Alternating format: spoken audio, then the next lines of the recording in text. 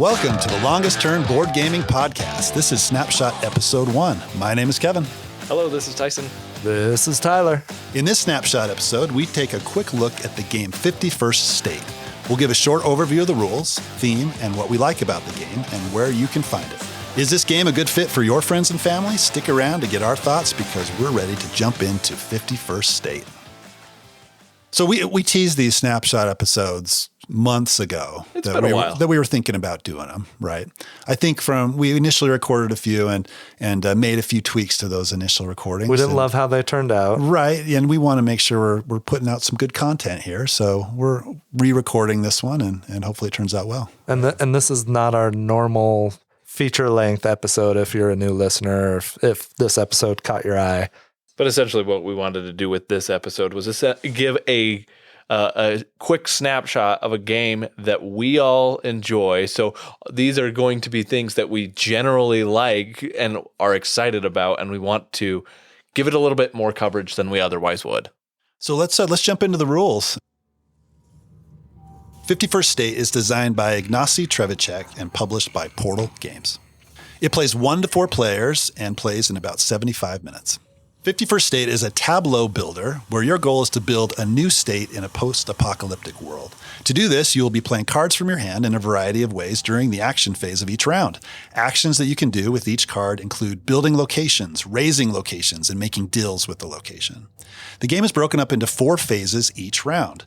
In the lookout phase, cards are drafted in a snake draft based on player order. Each player will draft 2 cards each round. The second phase is production. All players get production based on their unique faction board, all production cards that they have in play, and on all deals that they have made. Phase 3 is the action phase. During the action phase, you can raise locations, including other players' locations. Raising locations will give you immediate resources and can also disrupt your opponent's carefully made plans. You can make deals with that location. Making deals will give you an immediate resource and a resource each round for the rest of the game. You can build locations. Building locations can give you resources and can also be a powerful way to get victory points during the game and in final scoring. The round ends when all players have passed. Phase 4 is the cleanup phase. During cleanup, all resources are discarded except for cards. So you better make sure to use all of your resources or they may just disappear. The game ends when somebody reaches 25 victory points. At that point, the current round will end and final scores will be calculated. Players earn 1 point for all locations they have in play. The person with the most points is the winner. So let's talk about what we like about 51st State. I'm going to jump in right here because, Kevin, you already covered this in the rules. This is a tableau builder.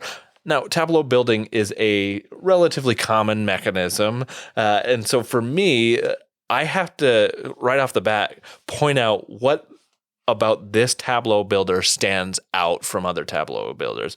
To me, the big differentiator here is what you said in the rules, Kevin. This game has resources that are finite and they are hard to come by.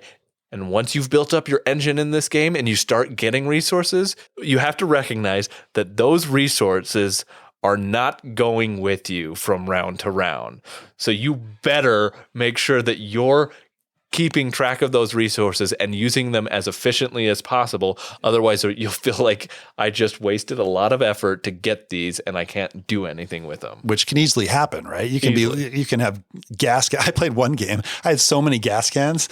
It was not a good game for me, right? And I had to waste them from round to round, and that efficiency puzzle is so interesting though. Trying to get that to work out perfectly, because as bad as it feels to have leftover resources, it feels great to use everything and to be, not have anything left over at the end of a round, I think it's such an easy game to learn. There's a finite number of icons that you have to learn that all represent resources or some of the other tokens that you acquire. And once you get those icons down, this is a really easy game to learn.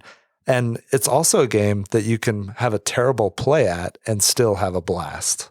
Yeah. As was my first experience with this game. And my first 2 experiences with this game. I played terribly, but I had a great time playing. And even if you're winning you're being targeted in this game for being like ahead, and there are ways to kind of rein in that leader. And even when you are that leader in this game and people are trying to raise your buildings and take you down a notch, that doesn't feel bad to me. This is a post-apocalyptic game, and the theme is well integrated in this. I don't feel bad when I've been in the lead in this game and somebody has to go and attack my building. It's like, to me, the obvious decision. They had to do that. Yeah. And so I have to anticipate that's going to happen. So how do I prepare that I'm going to be attacked? It's all part of this game. And even when you do get a building raised, you get a little bit of a bonus. You get the deal value of that.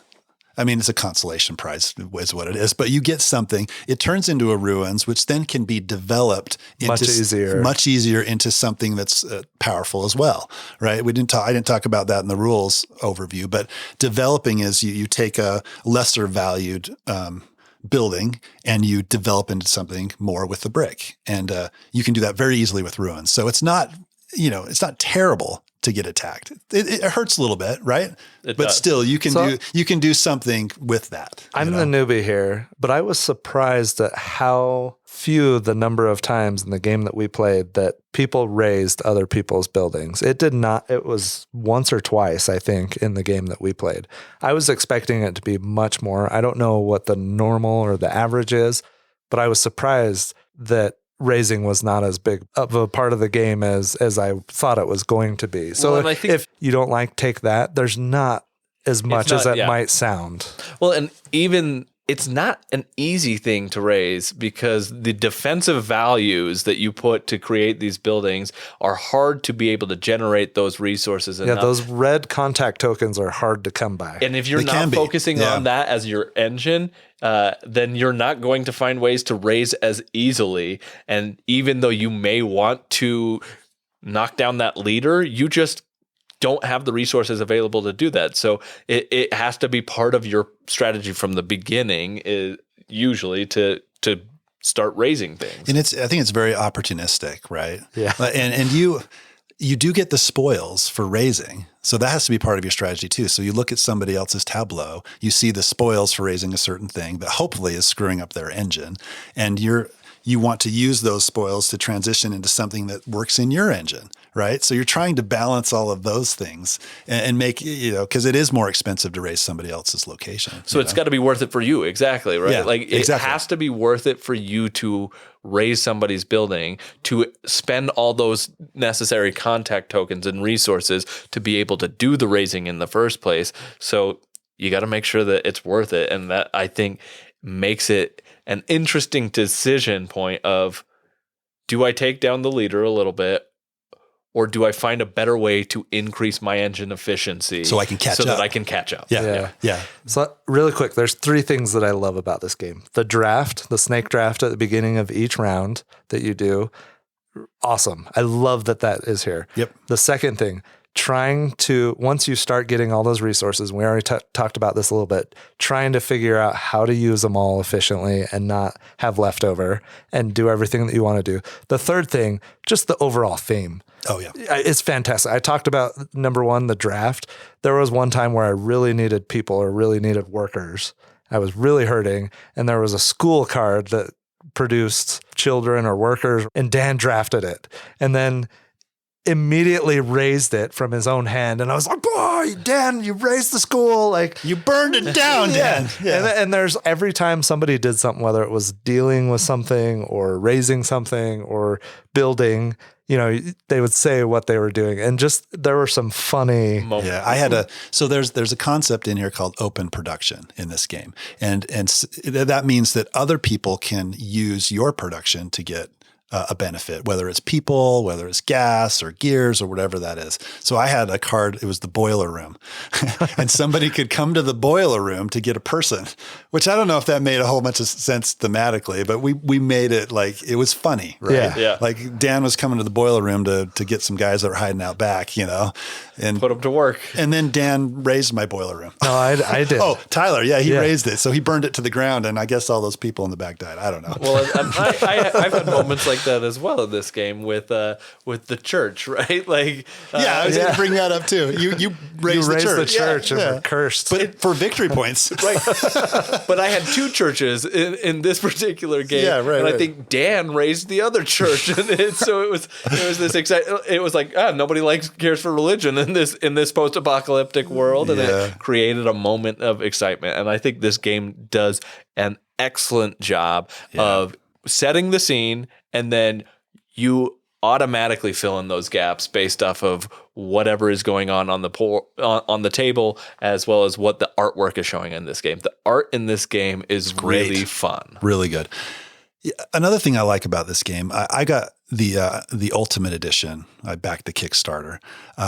Came with a bunch of different expansions.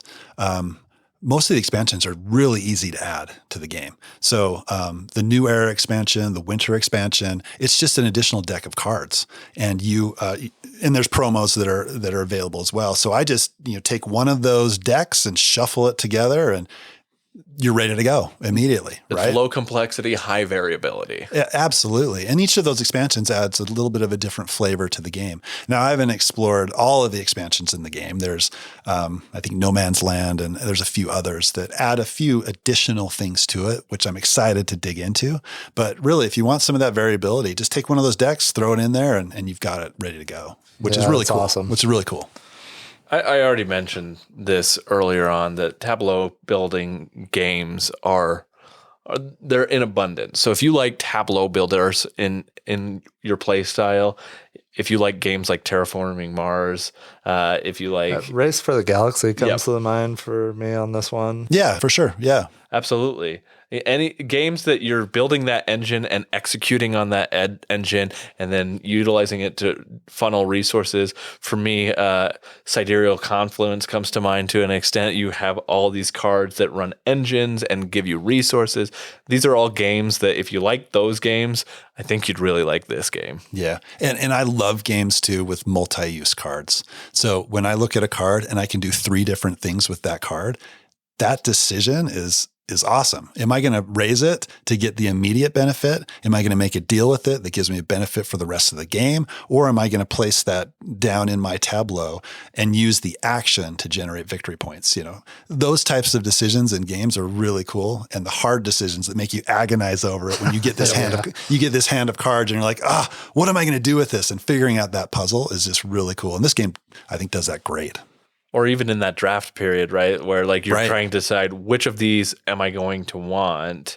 And if you have first choice and all the selections are there are several cards there without fail from round to round that you're like, I want that one, but I also want that one, but I know Kevin's going to want this one. Because that works in his engine. So which one do I take? Yeah. He's got all those gas cans and he can convert into victory points if he gets that card. Yeah, that's cool. So for this one, as far as availability, at least right now at the time of the recording, the 51st State Ultimate Edition that Kevin has is available on Miniature Market, Boardlandia, all around $59, $62. So it is available if you're interested in this one. For me personally, I've thought about getting it. I would jump straight to the Ultimate Edition. Agreed. Yeah, I hadn't played 51st State before getting the Ultimate Edition, and no regrets getting that at all.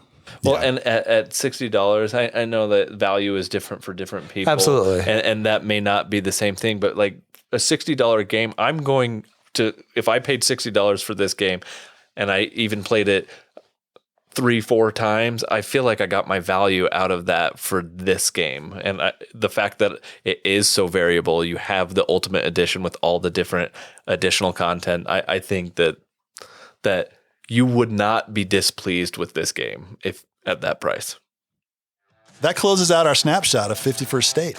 If you enjoyed this episode, make sure to check out our full-length episodes. We discuss games that we've been playing, do deep dives and feature reviews, share top 5 lists on a variety of board game topics, and discuss all things board game related. For even more Longest Turn, check out our Discord server, Board Game Geek blog and guild, Instagram, and Twitter. All links and information are included in the show notes. Thanks for listening. I'm Tyson. This is Tyler.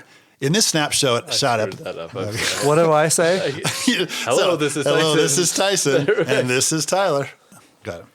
That closes out our Snapshot. Can we put outtakes on these?